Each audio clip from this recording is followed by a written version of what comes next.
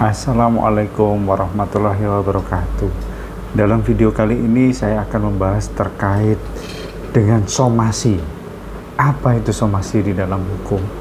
Ya, somasi merupakan suatu peringatan ya atau pemberitahuan untuk mengingatkan seseorang terkait suatu perkara baik pidana maupun perdata. Nah, biasanya somasi itu digunakan untuk menagih hutang, misalkan ya, mengingatkan, oh ini ada batas waktunya, sebelum adanya upaya hukum lainnya, persidangan ya, sebelum persidangan dalam perkara perdata. Sedangkan dalam perkara pidana, somasi juga sama. Somasi merupakan salah satu alternatif penyelesaian sengketa ya, menurut saya, yang bisa kita lakukan sebelum upaya hukum lainnya, misalkan laporan polisi dalam perkara pidana ya. Kalau dalam perkara perdata tadi ada gugatan, sebelum kita mengajukan gugatan itu kita bisa mengirimkan somasi ya.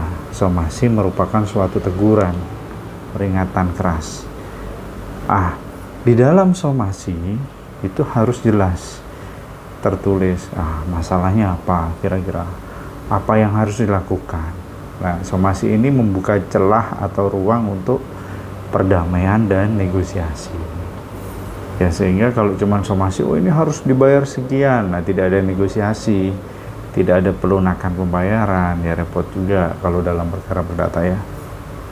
Artinya itu untuk mempertemukan antara debitur dengan kreditur atau pelaku suatu tindak pidana, misalkan penipuan ya, dengan korbannya mensomasi, mengirim somasi. Nah, itu sangat perlu dilakukan. Nah, somasi dilakukan dengan itikat baik. Lalu apa saja yang ada di dalam surat somasi itu? Ya, biasanya surat somasi itu isinya yang pertama di atasnya adalah pihaknya siapa. Nah, kalau diwakilkan kepada advokat atau lawyer, itu jelas lawyernya siapa, berdasarkan surat kuasa tertanggal kapan ya, menerima kuasa dari siapa, di situ dijelaskan. Lalu maksud tujuannya somasi itu apa ya, misalkan oh ini ada dugaan penipuan penggelapan terkait 372 dan 378 ya, atau 378 dalam perkara pidana, atau misalkan dalam perkara perdata, oh ini ada perbuatan melawan hukum ya, atau wan prestasi karena ingkar janji harusnya sudah dibayar tertanggal sekian, tanggal 3 mamanya dalam setiap bulannya, tapi tidak dibayar sampai nunggak 6 kali pembayaran mamanya, itu dibolehkan. Nah, di situ dijelaskan semua. Lalu setelah menjelaskan pokok perkaranya ya, kita di situ meminta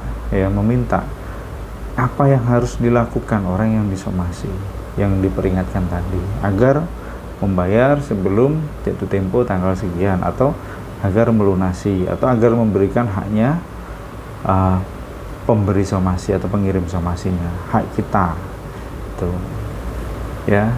Lalu diminta lagi untuk kehadirannya di mana ya, sekaligus mengundang.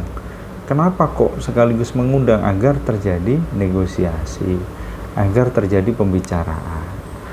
Nah, biasanya dalam somasi itu ada tulisan dengan itikat baik atau sans prejudice ya, dengan itikat baik di somasi itu, di ujung di atasnya.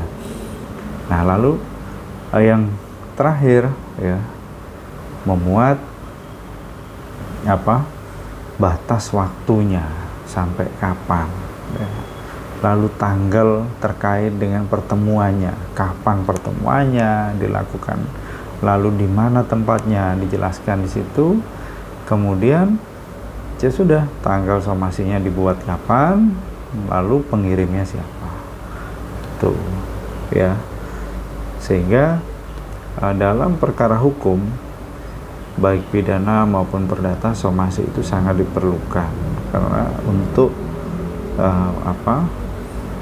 alternatif penyelesaian perkara ya di luar persidangan. Ya, demikian video saya kali ini. Ketika ada kritik, saran, komentar, dan konsultasi, silakan ketik di kolom komentar. Terima kasih. Wassalamualaikum warahmatullahi wabarakatuh.